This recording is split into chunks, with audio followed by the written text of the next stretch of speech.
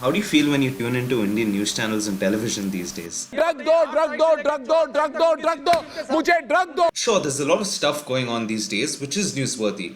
But is the way in which this news is presented दरअसल मैं ये महसूस करने की आपको महसूस कराने की कोशिश कर रहा हूं help you decide whether you can trust a source and that watching it will make you a well-informed citizen? Why do you think journalists resort to sensationalist presentation techniques? शेरनी की रहस्य लीला. Also, what are the increasing challenges journalists are having to face these days?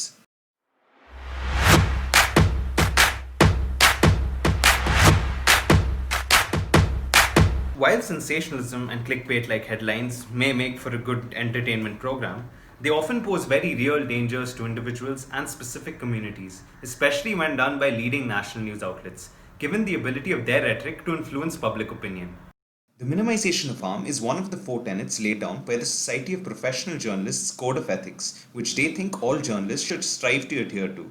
So while the objective of journalism is striving to present the truth, the principle of limitation of harm involves withholding certain sensitive information from news reports, acknowledging the right to privacy, and refraining from holding media trials without complete corroboration of facts. In India, we're seeing an increasing rise in sensationalism in news media. So, how did we get here? Up until the late 1980s, if you had to watch the news, well, there was only one channel you could tune into. You guessed it. This was a channel run by the government, so it had to always tread the official line. Good evening and welcome. In the headlines, Finance Minister says austerity package will not go against the interests of the working class. However, in the 90s, the emergence of satellite television under private ownership marked the rise of media outlets that worked outside the influence of the government. These outlets provided the public a much richer palette of issues to engage with. They also had to be profitable in order to continue, and so this ushered in the role of sponsors, advertisements, and TRPs. TRP, which stands for Television Rating Point, is one of the quantitative measures using which a channel can gauge their performance. It is calculated by the Broadcast Audience Research Council India and factors in both the number of viewers tuning into the channel and the amount of time they've spent on the channel. Fast forward 30 years, there seems to be a correlation between the increase in competition among media outlets, the ease of information access through the internet, and media houses gravitating towards presenting news items in sensationalist manners, often at clear odds with the principles of limitation of harm. So at this point you may hypothesize that sensationalism sells, and this hypothesis is what two researchers at the Radboud University in the Netherlands set out to test. In a web-based experiment with 190 participants, they found stories that feature negative content, like riots and crimes, and are packaged like a tabloid, indeed have a significantly higher viewing time than stories containing neutral content, like economics and culture, and which are presented in a standard way. The inclination of humans towards attention-grabbing news may be explained by the assumption that humans are evolutionarily predisposed to survey the environment for anything that may be threatening. As a consequence, we tend to automatically respond to negative information or to sudden changes in the environment. It is then the combination of tight competition between many media houses and the human tendency to be hypervigilant of threats that has given rise to sensationalism. So if by any chance you plan to carry out journalism while trying to avoid sensationalism, it might be an uphill battle to gain viewership in the current environment. And that is not the only hurdle you would have to face. The Reporters Without Borders has ranked India 142 out of 180 countries in its World Press Freedom Index. What is more worrying, however, is that we are sliding down the ranking instead of going up. Since 2009, we have slid 37 places. The World Press Freedom Index is calculated based on criteria such as pluralism, media independence, and respect for the safety and freedom of journalists. Pluralism is the degree to which opinions are presented in the media. Pointer to how Indian media discusses topics can be analysed by looking at the behaviour and the language journalists use while engaging with others on air.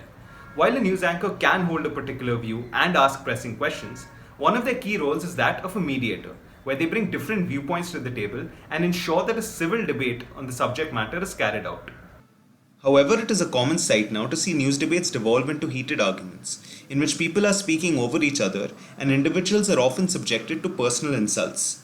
The other important criteria are media independence and the safety of journalists. This is the degree to which the media is able to function independently of sources of political, governmental, business, or religious power and influence. Independent journalism is crucial for authentic political accountability.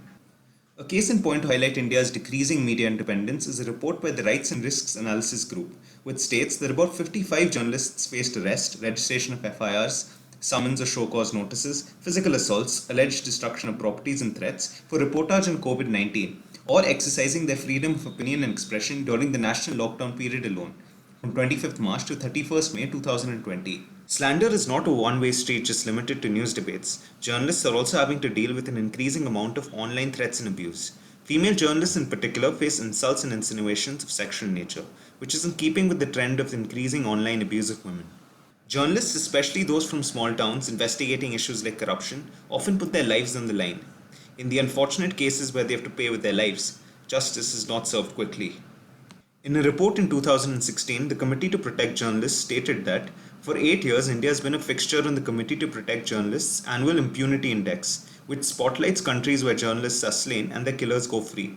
Perpetrators are seldom arrested, and the CPJ has not recorded a single conviction upheld in any of the cases of journalists murdered in India in direct relation to their work. The CPJ report also found that those reporting in rural and remote areas in India are indeed at a greater risk of threats and violence. They're often abandoned by their employers and cannot avail any kind of security. Is there anything we as consumers of news can do to bring about some incremental change? The voice of authentic, hard-working journalists is drowned by the din of sensationalist media conglomerates that often profit off advertising revenue. We can support these journalists, especially those who brave immense risks, by sharing their work and, if we're in a position to do so, support them monetarily. But before we do that, we should work on making ourselves informed users and not merely consumers of the news around us. It is important to be conscious of our bias and its consequences, especially the impact that empty rhetoric can have when we listen to something we agree with. News debates are littered with logical fallacies. Keeping an eye out for them will help us differentiate sound arguments from unsound ones. Regardless of our political leanings, we can try to verify a piece of news from more than a single source before we share it. It may also be worth informing ourselves of contrary views on a subject matter, even if we do not agree with it. Again, this is to prevent ourselves from falling into an echo chamber. Incorporating these habits is perhaps a tiny step in bringing about systemic change in the environment of journalism.